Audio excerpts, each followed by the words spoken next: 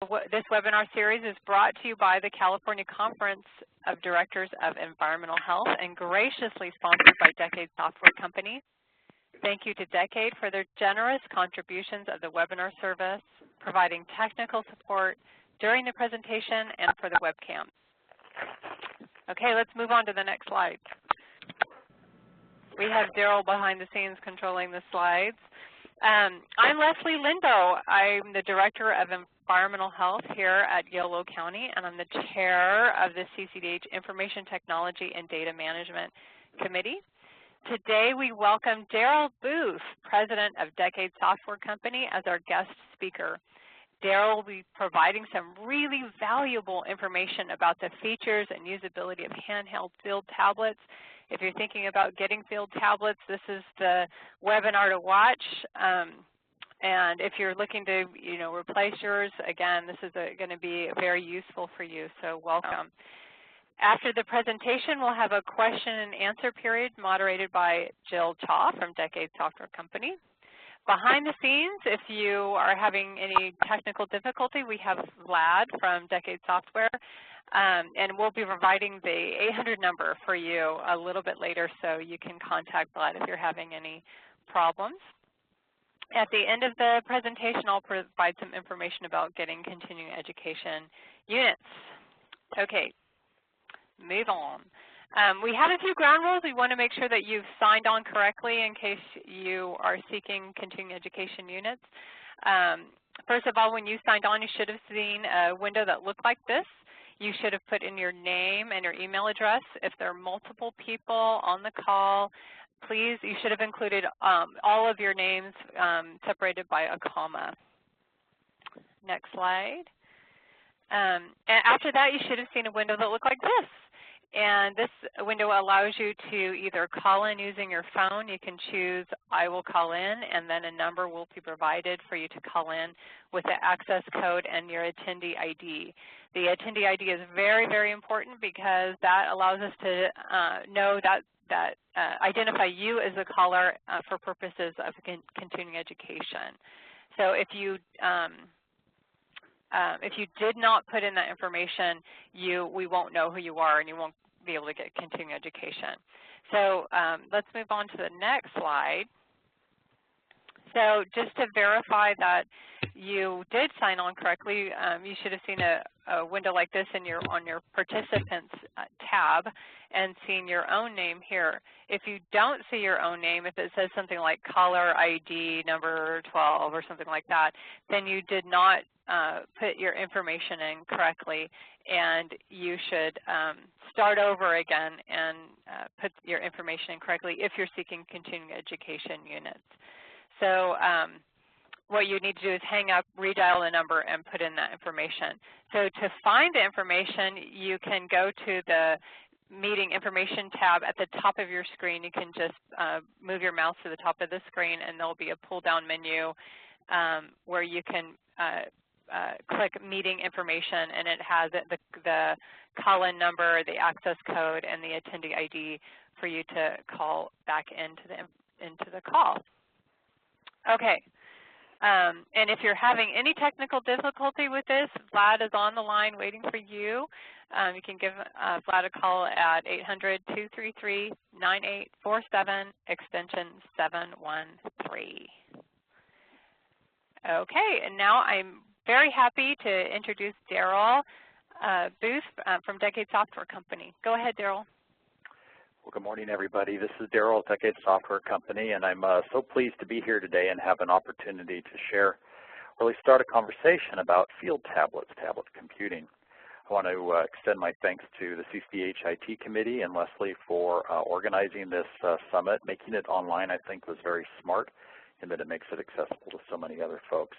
And to my colleagues here in the office, Jill, Stephanie, Vlad, and others who have helped and are kind of supporting the whole process in the background. As I prepared and thought about this exercise, I began to appreciate anew just what a tough job it is for health departments, IT departments, fire departments, CUPAs, and others to make this decision. That is, you're about ready to spend a whole bunch of money. It's a decision you're going to have to live with for 3 or 4 years. And it's a decision, I think, that bears with it a lot of risk in the sense that if you choose wrong, you're going to hear about it. You're going to hear about it from the guy in the next cube. You're going to hear about it in the street, or you may be frustrated about it yourself. So I want to start by acknowledging just how tough it is. And I was telling Leslie before the meeting started, I began my presentation with a traditional approach to the thing. And the traditional approach would be, well, here's what you do is you create a matrix, and the matrix has all the different things that one might measure, speed, performance, cost, size, weight, all those things. And then you go around and you ask folks, well, what's more important to you? Is it the cost of the thing, or the weight of the thing, or the size of the thing, or the speed of the thing? And you put a weight to each of those, and then you start looking at devices. And then for each device, you score, and you do some simple math, and hopefully one bubbles to the top. And it's a completely defensible approach. I mean, that's what they're going to teach you in school. But that's been done, and it hasn't always been greatly successful. It drew me to, in my research, a book by Barry Schwartz, who's a psychologist. And the book is The Paradox of Choice. And one of the basic themes of the book is this. And I bet if you think about it, you can agree this is true. As a consumer, your anxiety increases and your sense of satisfaction in the buying process decreases as you have more options. So if you walk into a men's store and you're there to buy a tie and there's a neat selection of 20 ties, that in many ways is better than a wide selection of 120 ties, because it's tiresome. The sense is that you're at greater risk of picking incorrectly when there are more choices that you have to exclude. So with that in mind, my perspective changed a bit and kind of reworked some of the thoughts. And it occurred to me that we might serve our goals by first eliminating in big, broad strokes whole categories of computers, whole vendors, whole sets of units that just aren't going to live up to the job. In other words, instead of starting by these subjective measures, let's start with the black and white. And I would respectfully suggest there's some black and white. And here's the first one that occurred to me. You see it on your screen now. You are purchasing the computers because you've got a particular task in mind. You've got a vision of what this is going to look like. And if your vision is, I need to have access to the web, and because maybe my inspection application is web-based, and I need to be sure that my inspectors in the field have email, then that is one class of device. However, if your perspective is, no, there's this one inspection application that I really need to run, it's the one that's selected by our department, then that may require you to consider only a subset of field units. Or at the maximum end of the scale, and desktop replacement is an expression you'll hear me use more than once, all those other things are true, but in addition, I want to save the expense to the health department of replacing the cubicle's computer by making the field computer and the cubicle computer the same computer, and there are techniques to do that. And if that's your goal, then all of a sudden you have to consider all the software that inspectors are using in the office, from PowerPoint to Word to Excel to your email client and so forth. So I suggest that if you can eliminate those not suited to your software, to the task that you have in mind, then you can eliminate or reduce the number of choices in one broad stroke. So mentally keep that in your mind, and we'll come back and revisit that list. This reiterates what I described before. If it's email, web-based, then you can include the low-cost computers that are slow. But if it's a line of business app, then you really have to be in partnership with your vendor and find out what platforms your vendor will support, and those platforms that your vendor does not support, they're off the table. And if it's a desktop replacement, because after all, we're going to get rid of all those CPUs, and what you use in the field is what you use in the office, then you have to be looking exclusively at units that can be docked, that have powerful, typically those that are Windows-based. So let's take it to another level of elimination. If we eliminate, in broad strokes, a bunch of equipment because it's not suited to the task, then in most health departments and municipalities with which I've worked, you also have an IT department, or you have a set of policies that are in play. And this too may limit your choices. And I don't say limit in a bad way, because now we're actually looking to limit our choices. We want fewer choices so that the experience is a better buying experience. So we have worked, for example, with IT departments that say, look, we have already licensed an antivirus solution.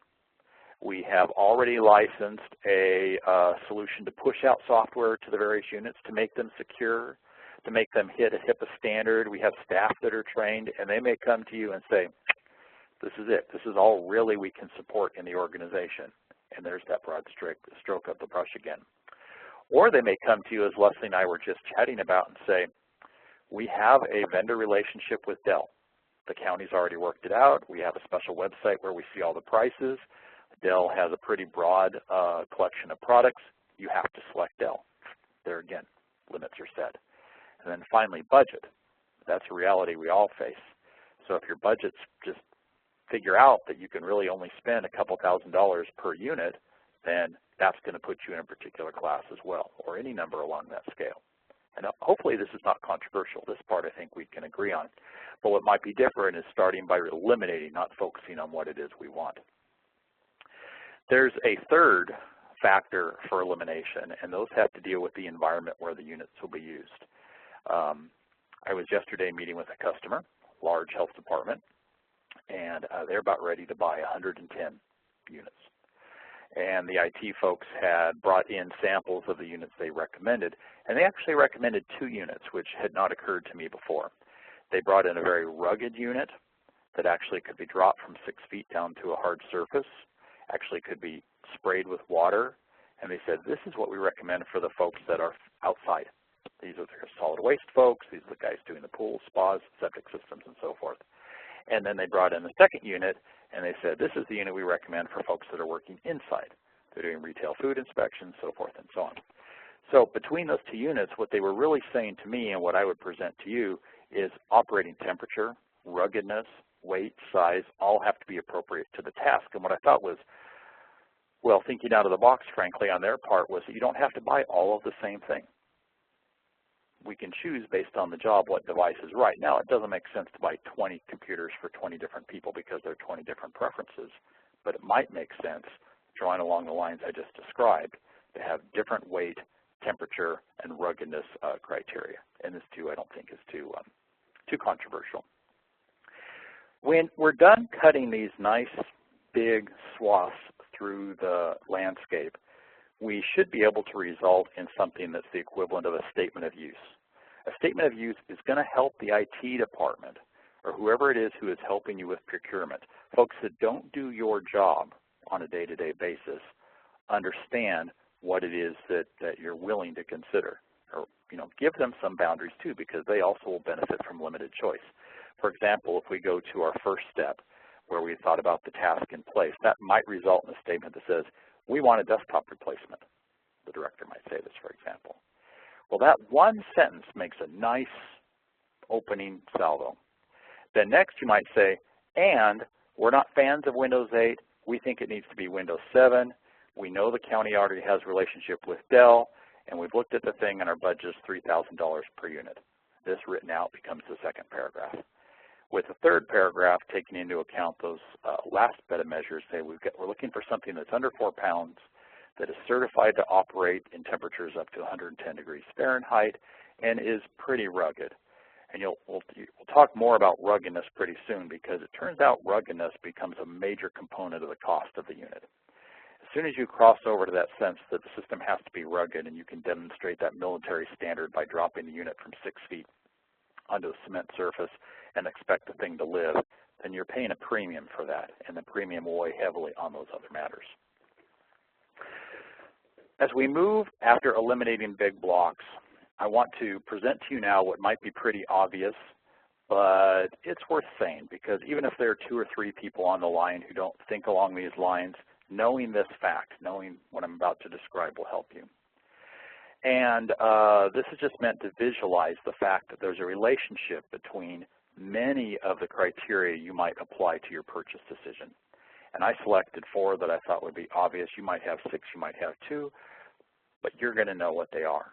They're the things that are non-starters for the discussion. I have to have this, or my price has to be below that.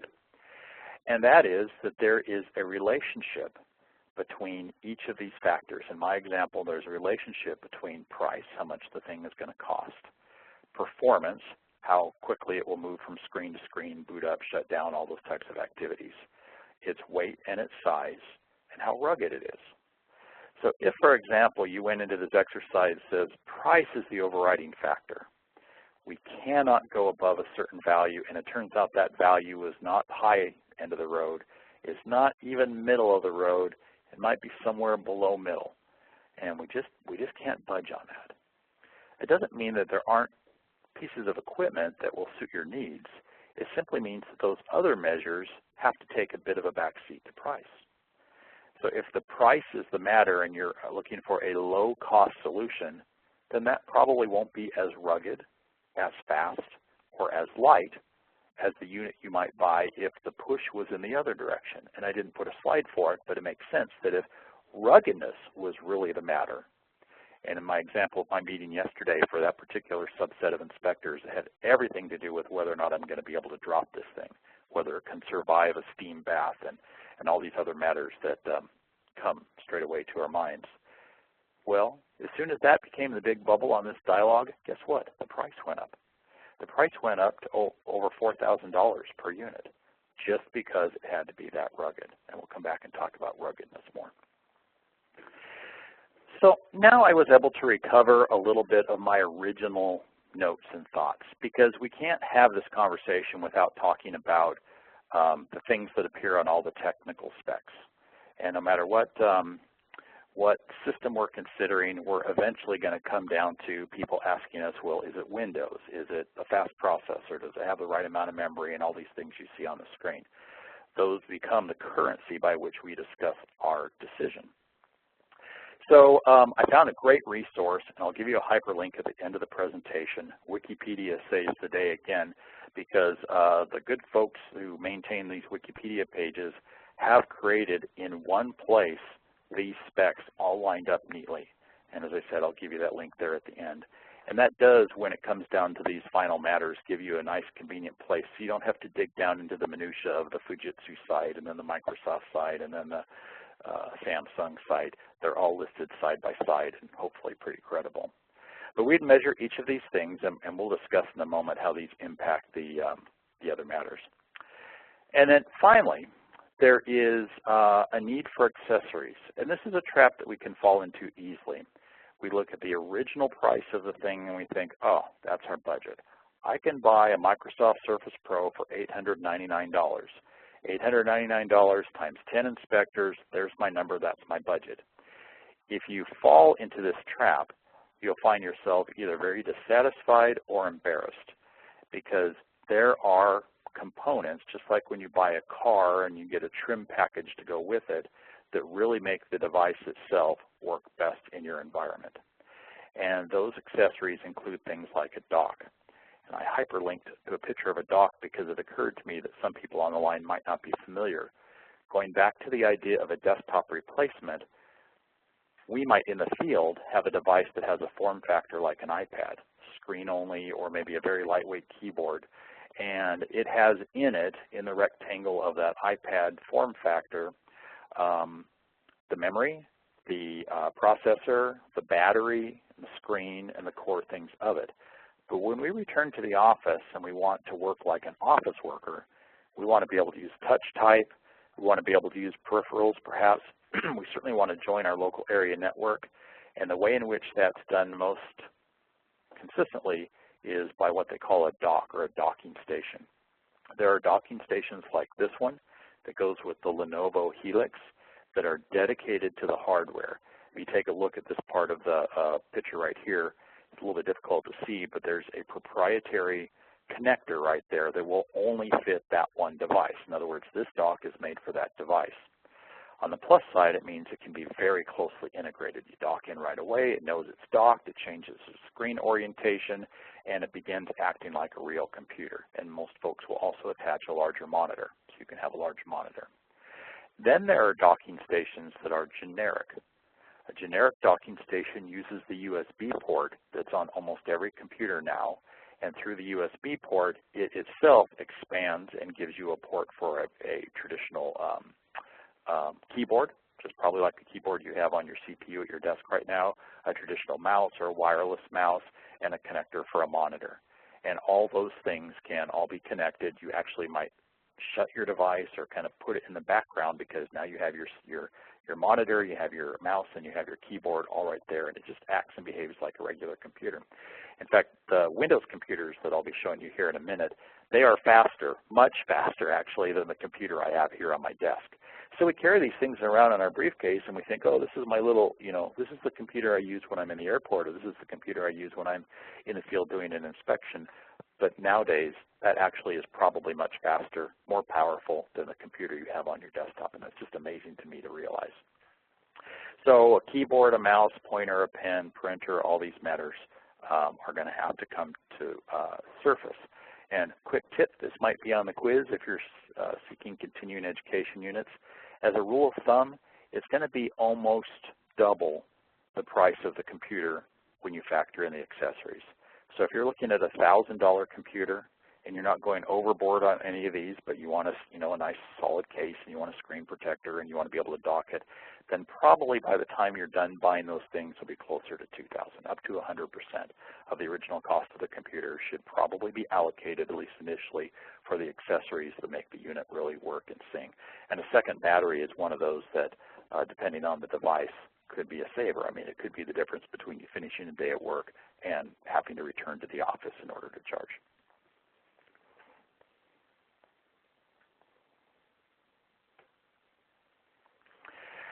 We could not have this conversation without just discussing the three big players that are out there. And I've watched this with great interest. Before anybody thinks otherwise, I have an iPad at home. My wife loves her iPad. I have an Android device at home. I use that and I like it quite a lot, and obviously we all use Windows computers. So I'm not a fanboy of any particular operating system or approach. But let's start by acknowledging what I believe is out there. And I know, too, this can be religious in some people's minds. So if you are a big fan of Apple and you see a con here, then don't take it to heart. We can agree to disagree, and you're probably right, and I'm probably right from different perspectives. So the first device is those that are under the iOS banner. These are Apple devices. They are relatively inexpensive, and there's downward pressure on the price all the time. They're very easy to use. We've seen pictures of toddlers, expecting magazines to push and swipe like we push and swipe our iPads. That is wonderful. On the downside, they are meant to consume content primarily, and although there are some apps that are designed to create content, I think most people who evaluate these would say they're mostly for consuming content. So the utility is going to be very focused, let's say, instead of limited. And their capacity for internal storage, of course, is limited by what you buy out of the box. You do need to consider when it comes to iOS devices your IT policy and matters of security. The printing ecosystem is not, for me, well understood, frankly, but I would, based on experience, say not really not mature, let's say. You can't just buy any old printer from Best Buy or from your catalog provided by procurement and expect your iOS device just to print and fire output to it, and that could be a showstopper for some. Backing up for a second to IT policy, there is this matter that comes up, and I'll admit this was a Microsoft rep that made this point to me, but it resonated with me, which is the county or the city or the district has probably already invested greatly to the tune of tens of thousands of dollars in software for antivirus. And they've probably already invested to the tunes of tens of thousands of dollars software to make your field devices and your office devices HIPAA compliant, secure, encrypted, and so forth. And by the same token, they probably have tools to push out and update software to all the different devices under the county's umbrella. Those devices have already been licensed. And if they've already been licensed for one ecosystem, then sometimes it can be hard to bust into the next ecosystem. It's not always true, but it's going to be a philosophical matter that your IT department will probably be able to give you a signal on. The next class of devices that are really moving like gangbusters are the Android devices. And I will evaluate a couple Android devices here in a moment, and I brought one with me to show you quickly. On the pro side, they're generally less expensive. There are lots of devices out there.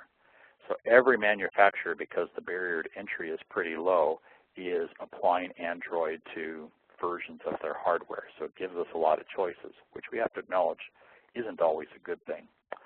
On the downside, they have the same limited utility. They're generally thought of as consumption devices. They're for consuming your Facebook feed. They're for consuming movies. They're for reading books. That's their primary use case. That doesn't mean apps can't be designed to do other things, but you heard my pitch on that. They will have internal storage that's limited to your original purchase, and it's generally going to be like 16 gig, 32 gig, 64 gig, 128 gig, something along those lines. And you have the same question about IT policy, security, and the printing ecosystem. But they are inexpensive. And because they're inexpensive, this is a phone call that I get easily once a month. Hey, I just saw a consumer ad for a Samsung Galaxy 10, and boy, that device really looks great. And it does look great and is right for certain use cases. Then we have to talk through what those are. The third class is the one we all love or we love to hate in some cases, and those are the Windows devices that we already have on our desks.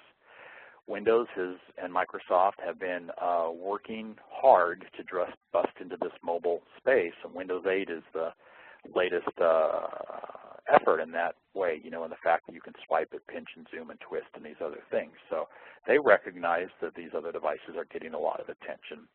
So there now exists a slate of either Ultrabooks or tablets or hybrids that run the full Windows operating system but have a form factor and a battery life and getting closer and closer in price.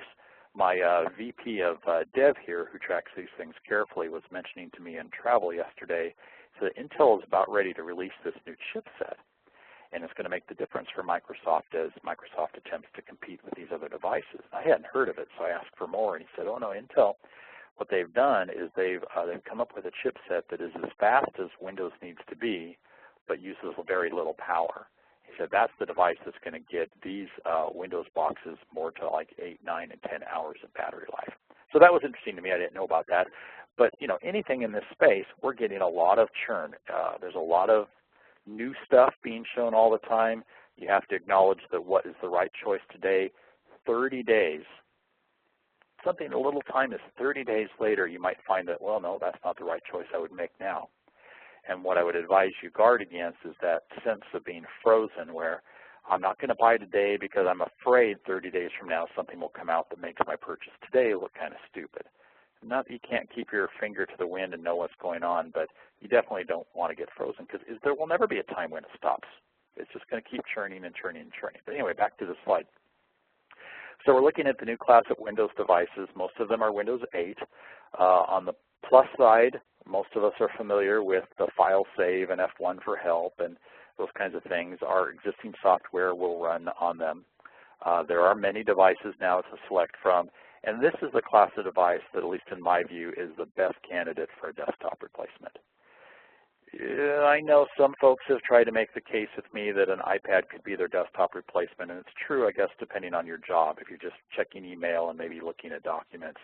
But if you expect to use the full Office suite, if you expect to use your Office's time tracking software, you expect to use ...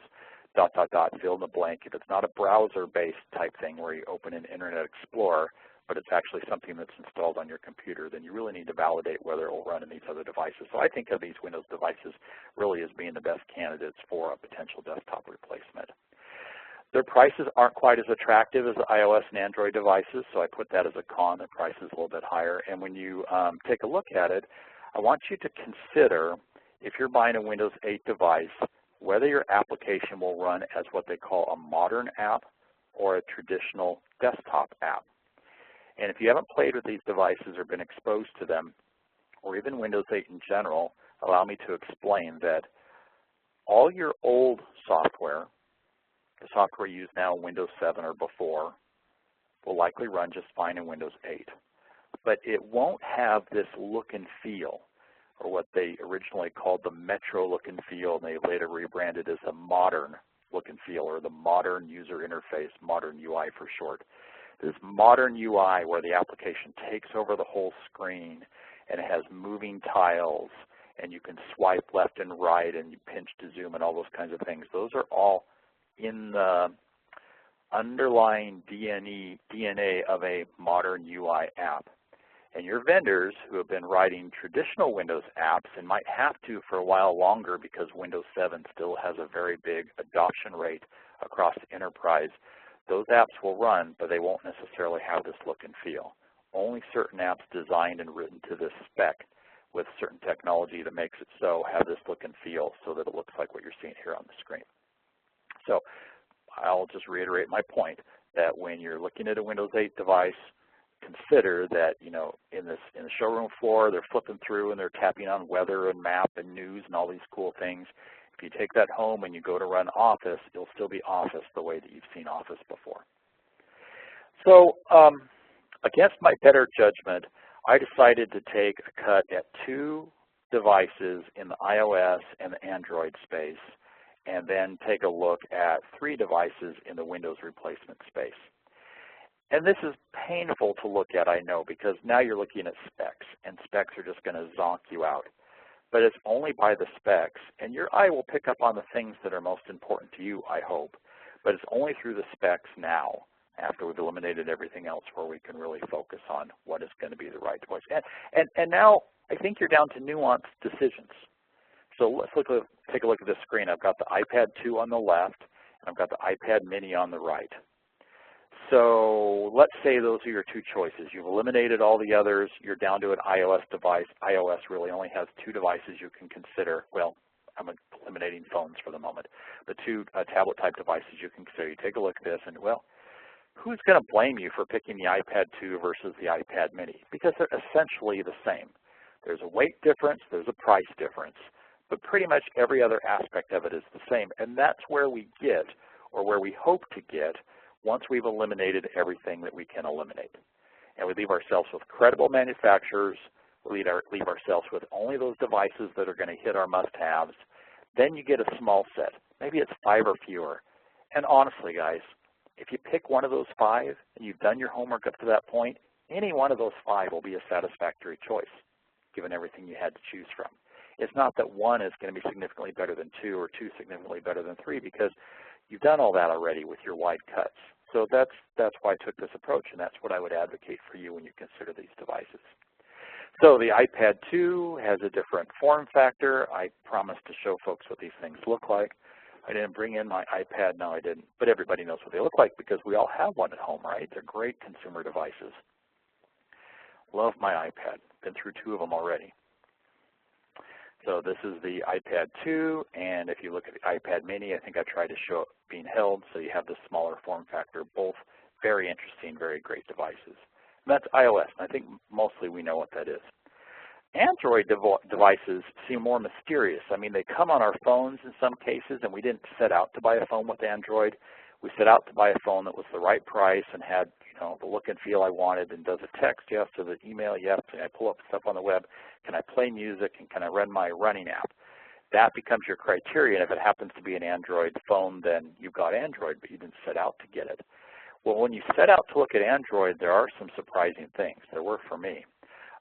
First is, according to one resource I found, there are 232 devices to pick from. Isn't that amazing that the hardware manufacturers find it such a low barrier to entry, and they really think they can make sales based on this Android operating system, that there are so many devices, in contrast to Apple's 2 devices, right?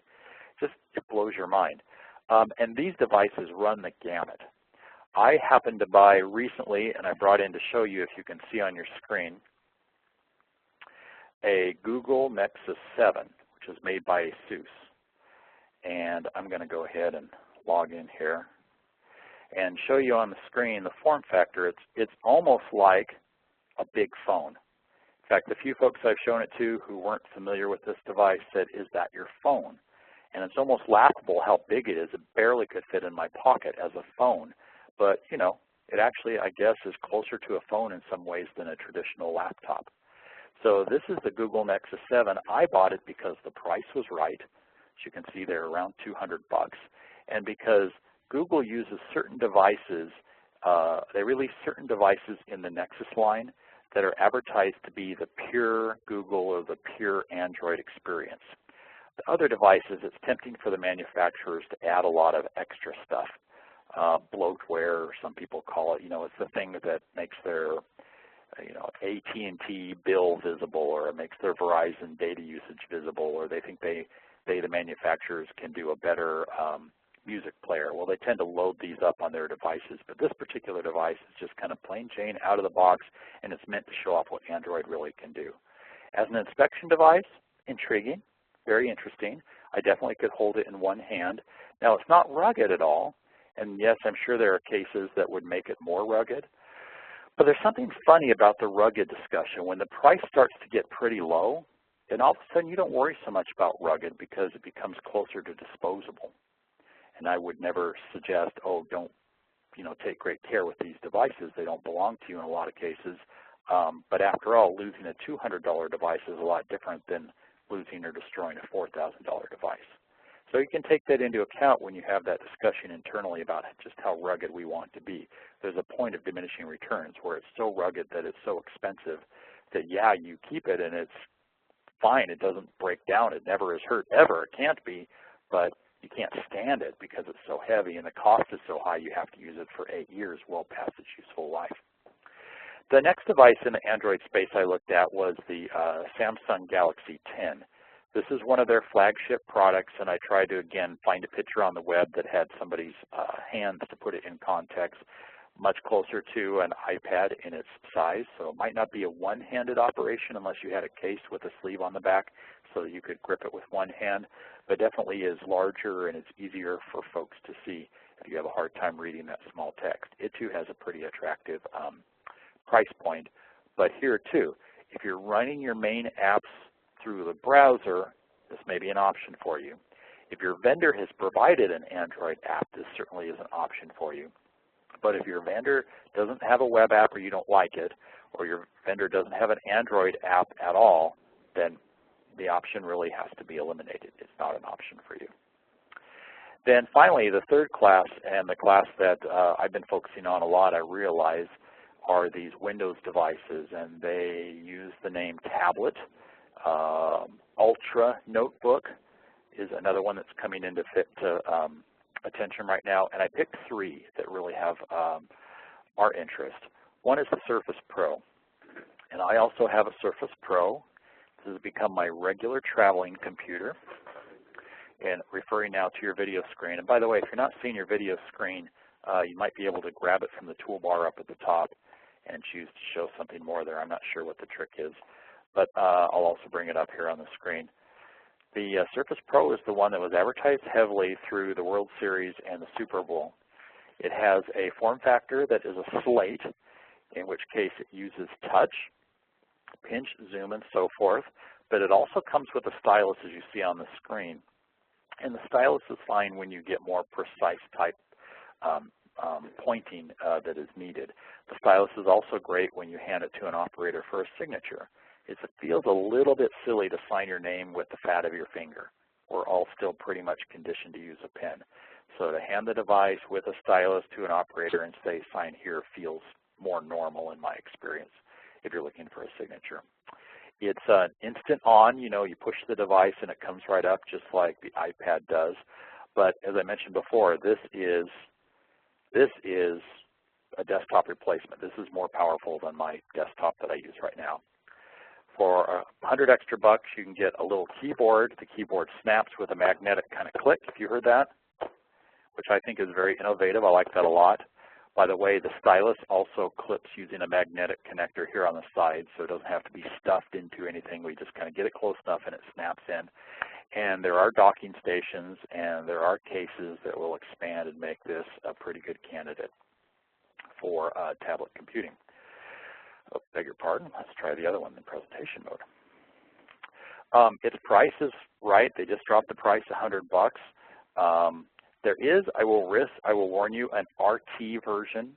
So look for Surface Pro RT, and when you see an RT, you need to know that that is not a true Windows device. It is a device that uses a different processor. It does have the Windows 8 operating system, but it doesn't run your traditional legacy applications. And that's going to be a showstopper. That puts the RT device more in the camp of an Android or iOS device where you have to have a commitment from your vendor to be able to use it. The next is the device that was selected by Los Angeles County. So Los Angeles County, like most large counties with good resources, can take the time to go and look at many different devices. They looked at the Surface Pro At the time, there was a lack of confidence that they could get the supply chain up and running fast enough because LA needed a lot of devices.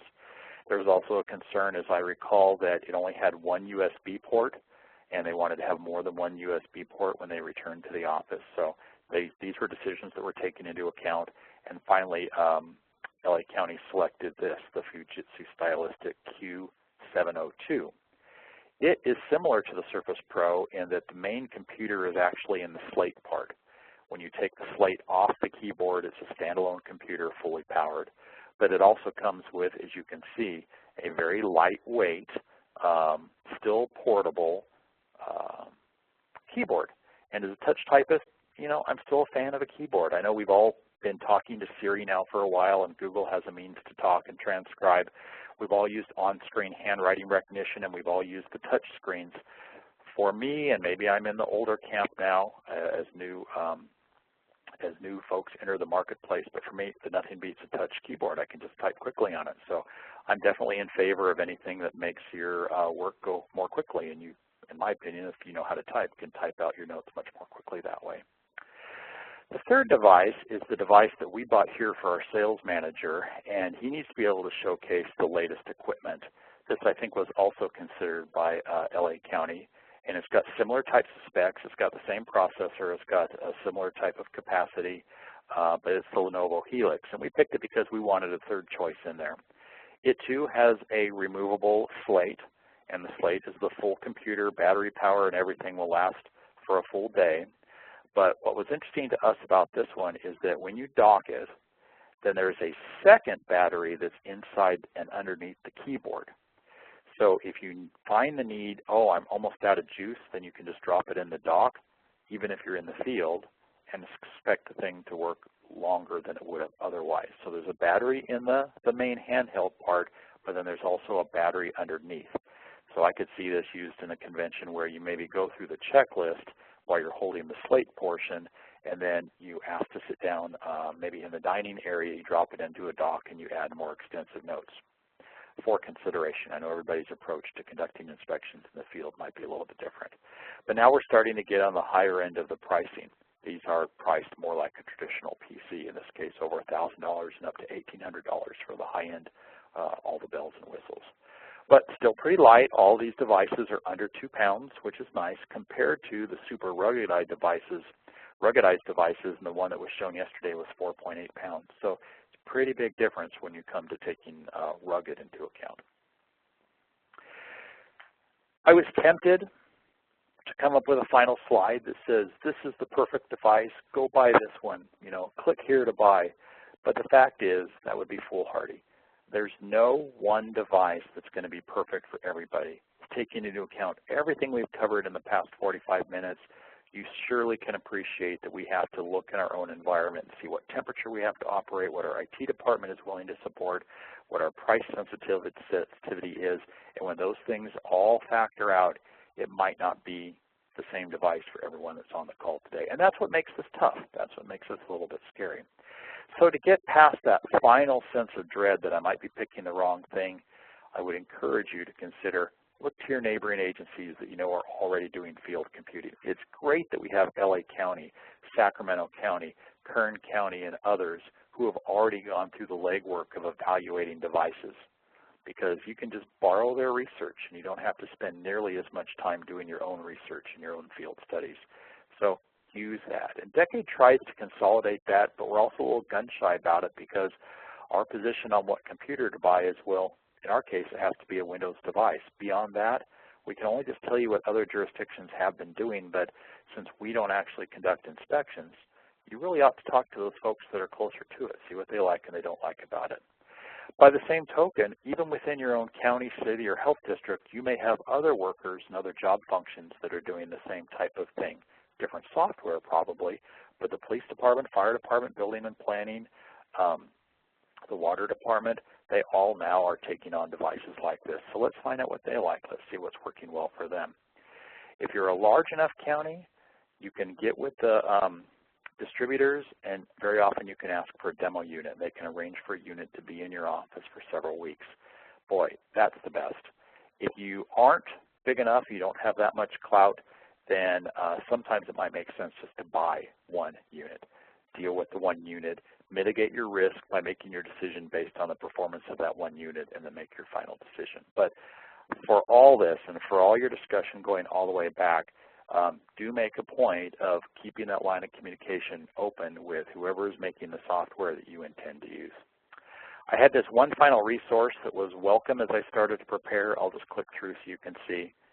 And I don't hold this out as being the final end-all, be-all, but I like the fact that Wikipedia is on the whole agnostic when it comes to devices and so forth, by the fact that it's maintained. And boy, look at this single list of all the different devices, which it turns out is nice and sortable. You can click in these areas. I even took the whole I took this whole area just by copying it like this to my clipboard, and I pasted it into Excel so I could filter and sort and look at all these devices. And I don't think this was here when we first started looking at devices of this type, and boy, this was a great resource, I thought. So let me bring that back up on the screen so you can see what that URL is. Or if you just search for Wikipedia comparison tablet, that probably will be enough to get it towards the top.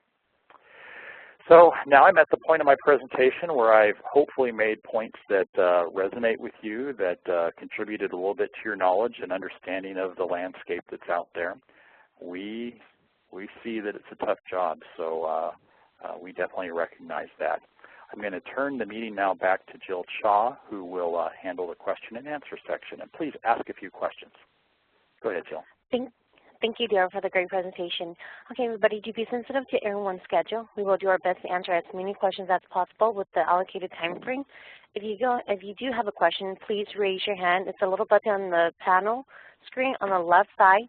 And if you do see your question being answered, or let's say you change your mind, you just go ahead and lower your hand, and then the yellow hand will disappear.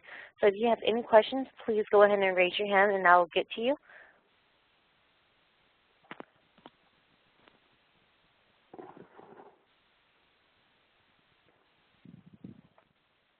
Everyone's waiting with bated breath for questions. Okay, do you have a question? First question. Nice presentation, Darryl. One question I have is, do you have any thoughts on the Windows 7 versus Windows 8 issues? We have 2 users now that are Windows 8. Well, it's interesting. Let's put it that way. Great question, Jeff. For those on the line who don't know, Jeff Marsh works with Sacramento County EMD, and it was Jeff and his team that did, I would assess, an exhaustive study of devices more than a year ago that we've referenced over and over. So that's a great question, Jeff. The devices you buy now by default are going to have Windows 8. You generally need to have a special arrangement with a manufacturer or find yourself in an ordering situation where you can go retrofit to Windows 7. But the reason why Windows 8 is because these devices rely so much on touch.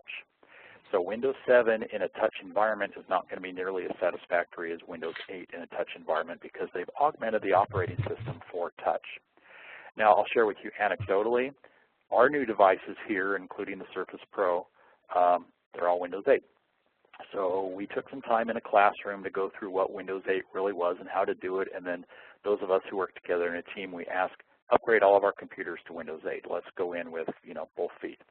So I'm now working on Windows 8 on my desktop, and my colleagues in the other room all have Windows 8 on the desktop. For me, I find it very easy to use insofar as you remember the golden rule, which is if you're stuck, just hit the Windows key. It's always going to get you back to someplace familiar where you can search for or switch to something else. That's been very useful. I did have one thing that I really loved, and it might be unique to me, that went away with Windows 8. And that was the ability to hit the Windows key and search across all my emails, files, and apps. You can do that in Windows 7. In Windows 8, when you do that type of search, it's by default your apps or your files. And email is even a little bit trickier to get to. So you don't have one unified search, and that was a bit of a game changer for me. I'm working through it, but it was not my ideal. And then you probably know, Jeff, that they're releasing an update to Windows 8. I think it's anticipated in the October timeframe, where Microsoft is setting out to address the things that people miss about Windows 7 and reintroducing those to Windows 8, including a start button down in the bottom left corner. So I'm holding back my final conclusion until that release is made. But on the whole, it hasn't really slowed me up. I'm able to continue working, but we did take about an hour, hour and a half to sit down and just go through a cheat sheet of, oh, that's how that works, that's how that works. And once those are registered in your mind, it's been okay for me. Thank you, Darryl. We do have another question from Nick from Orange County. Go ahead, Nick. Hey, Darryl. Morning. Hi, Nick. Question, of those units that you displayed, which are currently compatible with Envision Connect, and what version, 4.9 or 5.1? Okay, great question. Nick Reyes, for folks on the line, is with Orange County. Orange County also did an exhaustive search of hardware and has a lot of data about what works and what doesn't work. My commitment to this session is not to focus on our product or any particular vendor's product, but since the question came across directly, Envision Connect is just fine under Windows 8. So we've been using and demonstrating Windows 8 with even older devices and the current devices. You are certified for Windows 8. 64-bit versus 32-bit can become an issue if you're working with the older versions of Envision Connect, but the modern versions of Envision Connect, those have been released this year, those are all going to be fine for 64-bit. And I don't want to get too deep into the weeds, otherwise we go on and on about that. Thank you, Darryl. We have another question from Karen New. Karen? Hi. For those that want to hold on to their iPads, is there any plan for compatibility with iPads down the road with Envision Connect? Thanks, Karen. Karen also is with Orange County and asked me maybe the toughest question of the afternoon or morning. Again, specific question to Decade Software. We recognize there are other vendors out there also doing excellent work. In the case of Decade, we have a strong commitment to the Windows platform. We're a Windows development partner. And also, for those who are on the line who have worked with Decade and Envision Connect, you know we've made a strong commitment to a specific feature set in Envision Connect Remote. Features like the ability to have your entire inventory with you all the time, to not rely on a wireless connection, and so forth and so on. So I cannot point, Karen, to any project underway right now that's going to result in a ECR-type software for the iPad device. But I will assure you that on a weekly basis, as our management team convenes and we talk about our strategies going forward, mobile in general always comes up. So mobile, though, has a wider meaning than just iOS and keeping your favorite device.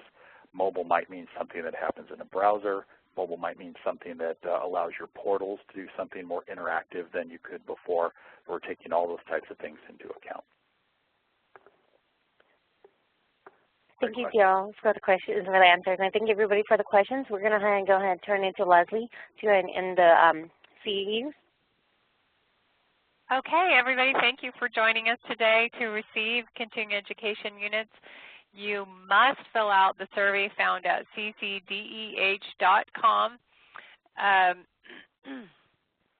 Sorry, I just have some notes here. The link can be found on the Data Summit page right on the home page of CCDEH.com.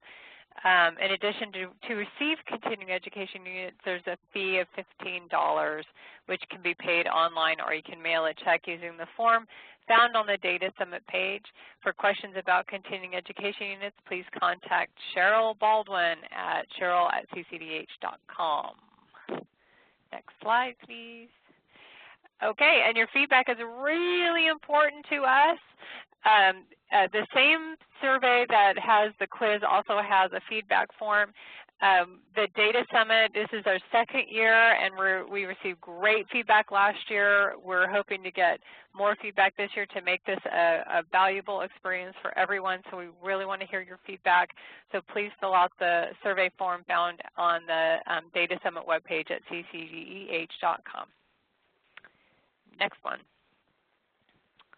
Okay, and thank you very much for joining us, and thanks to the team that has made it possible. Thank you to Cheryl Baldwin and Justin Milan at CCDEH, Tim Snelling, who does the CCDEH website and does those updates so that we can find the links we need for the Data Summit, and many, many, many, many thanks to Decade Software Company. We couldn't provide the Data Summit without you. Thanks to Darrell, Stephanie, Jill, and Vlad. And thanks to our presenter today, Darrell Booth. Darrell, you did a great job, and the information is really valuable. We can't thank you enough. Thank you. And I think that's it for the slides. I hope that you'll join us next year for the 2014 Data Summit, and I look forward to hearing your feedback. Goodbye.